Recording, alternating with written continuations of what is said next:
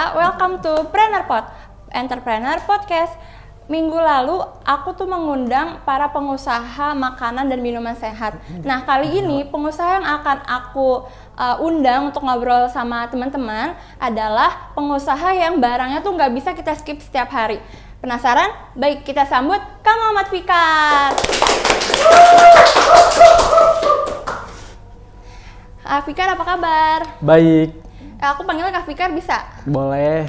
Nah, podcast ini aku mau mengundang Kak Fikar untuk tanya-tanya seputar perjalanan bisnis Kak Fikar. Karena kan menurut artikel yang aku baca, Kak Fikar itu umur 20 tahun, masih mahasiswa, tapi usahanya sebulan udah mencapai 30 juta. Bener ya Kak ya? Betul. Nah, itu aku penasaran banget.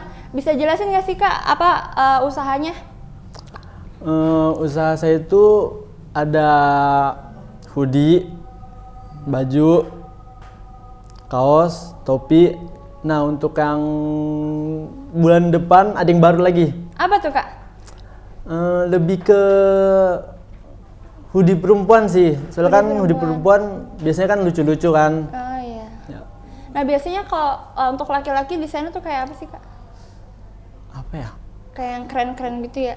Kalau untuk sekarang kayaknya yang polos-polos doang deh, yang cuma tulisan doang gitu. Oh, biar nyambung sama outfit Ya, lain benar. kali ya. Terus gimana sih perjalanan Kak Fikar bisa tertarik sama bisnis, apalagi kan fun fact-nya Indonesia itu termasuk negara, kan Indonesia negara berkembang kan. Indonesia itu negara yang susah untuk memulai bisnis baru, apalagi untuk bertahan. Nah, menurut Kak Fikar gimana? Saya sendiri emang gak ada kepikiran buat jadi desainer. Sebelumnya saya tuh cuma suka ngedesain doang. Cuma sering berjalannya waktu, kalau saya bisa ngedesain kenapa nggak saya jualin aja. Oh gitu. Terus menurut fun fact Kak Fikar tadi yang Indonesia tuh nggak bisa mulai dari nol atau bisa bertahan gitu, gimana menurut Kak Fikar? Menurut pandangan saya ya, di dunia ini tuh nggak ada yang nggak mungkin. Jadi coba aja dulu. Banyak mencoba, kalau gagal ya belajar lagi dari kesalahan, jangan mudah pantang menyerah aja sih. Bener banget sih Kak, intinya tuh ikhtiar sama berdoa ya. Ya, betul. Terus gimana sih perjalanan Kak Fikar memulai bisnis ini dari awal banget gitu, gimana sih? Sebenarnya itu semua berawal dari hobi saya, yaitu mendesain. Nah, awalnya tuh saya cuma numpahin ide saya tuh ke teman-teman saya yang mau custom baju atau hoodie, atau kapelan sama temennya bisa, atau pacarnya juga bisa. Akhirnya saya beraniin diri dan berkolaborasi dengan teman saya yang punya konveksi pakaian. Oh, jadi udah punya temen yang ada konveksi pakaian, Ya, jadi betul. kolaborasi gitu? Benar. Oh, seru juga ya. Jadi nggak perlu kan, biasanya kalau pengusaha fashion itu susah justru nyari konveksi bajunya kalau menurut teman-teman saya. Terus gimana sih, aku penasaran kalau pengusaha itu apa sih yang harus ditanam di dalam dirinya gitu? Yang pertama pastinya berani ngambil resiko. Lalu jangan berhenti belajar, entah itu dari kesalahan atau keberhasilan. Terus optimis aja sih. Optimis gitu ya Kak. Terus kalau misalnya pengusaha tapi mudah insecure, itu malah jadi kayak rusak gitu ya. Betul. Nggak bakal jalan.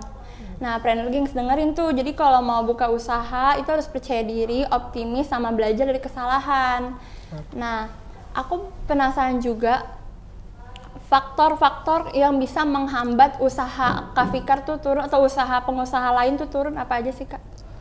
Yang menjadi faktor utama, yang pertama pastinya uang sih. Karena kan kalau usaha ada naik turunnya tuh. Itu sih yang bikin faktor utama pokoknya. Oh, kayak ngecek saldo tiba-tiba saldonya tipis. Benar, gitu ya kayak. ya, kaget. Terus gimana sih resiko keduanya itu? Resiko selanjutnya apa aja? Resiko keduanya itu lebih ke inovasi sama kreativitas. Terus kalau pengusaha tapi nggak punya kreativitas gimana Kak? Belajar aja sih. Belajar Belajar terus. Oh. Nah, terus gimana sih Kak Fikar bisa ngikutin tren sekarang? Terus Kak Fikar tuh terancam gak sih sama tren-tren sekarang gitu? Kalau terancam sih enggak, makan tren itu sangat membantu usaha saya karena dari tren itu saya bisa mendapatkan keuntungan lebih banyak lagi lah pokoknya. Oh gitu, malah justru menguntungkan ya, bukan Betul. mengancam. Ya. Terus kalau tantangan dari pengusaha sendiri, apalagi pengusaha pakaian tuh apa aja sih? Terus menurut Kak Fikar, kalau misalnya fashion yang lagi viral itu mengancam gak sih bagi usaha Kak Fikar, apalagi kan fashion stylist gitu, terancam gak sih sama yang viral-viral? Kalau saya sendiri sih, saya selalu jadikan itu sebagai challenge untuk diri saya. Lagian kita nggak boleh egois menjual apa yang produser mau. Produser pun harus tahu apa yang konsumen mau. Mungkin produsen kali ya, bukan Oh iya, produser. salah ngomong.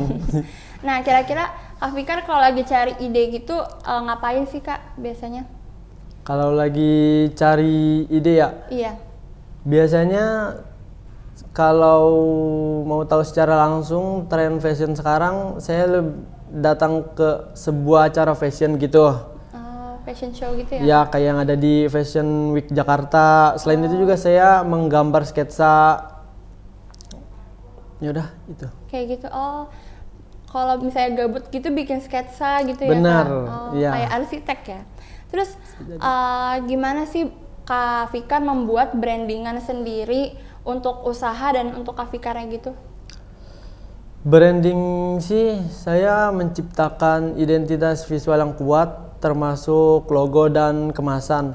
Untuk pemasaran sendiri, saya fokus pada media sosial, terutama Instagram, TikTok, YouTube, karena banyak pengguna di sana yang tertarik sama fashion. Saya juga belajar dengan influencer untuk meningkatkan kualitas branding saya.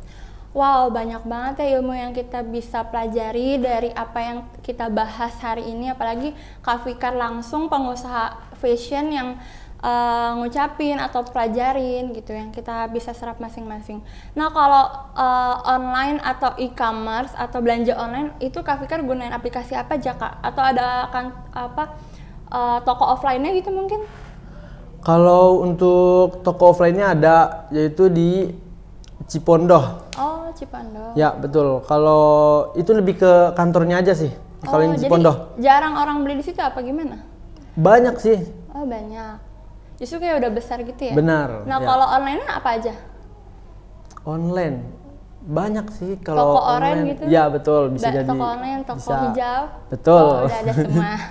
banyak. Kira-kira kalau kayak gitu, kalau toko oren gitu, udah pencapaian terjualnya berapa kah? 10.000 kah atau masih 1.000 gitu? Kayaknya nggak terhitung deh. Soalnya udah banyak banget. Keren banget ya kan guys? Masih muda loh. Terus sebelum kita tutup nih ya, aku pengen tahu apa sih tips dari Kak Fikar untuk mempelajari sebuah usaha atau memulai bisnis di bidang fashion. Soalnya jarang ya guys cowok gitu yang mengerti soal fashion. Soalnya kan biasanya cewek gitu. Coba menurut Kak Fikar gimana? Satu hal yang penting adalah melakukan riset dulu dengan baik. Habis itu kenalin target pasar dan jangan ragu untuk berinovasi lah pokoknya. Dan sabar juga. Sabar karena ada proses yang benar, kayak... setiap itu ada prosesnya. Nah, kenapa tuh Kak riset itu penting bagi pengusaha? Biar banyak belajar dan pengetahuan tentang target pasar. Oh, target pasar itu penting ya Kak ya? Penting banget. Terus ini katanya flanelnya jualan Kakak sendiri ya produknya? Iya, ini benar, ini salah satu contohnya yang saya keren bikin. Ya guys. Bisa kalian pesan, nanti aku kasih link deskripsinya. Nah, sebelum itu aku mau bilang makasih banget buat Kak Fikar karena udah mau aku undang di acara ini. Apalagi ini pengusaha yang sibuk banget guys gitu. Makasih ya Kak udah mau datang ke sini. Nah, segitu aja ya guys. Bye. Bye.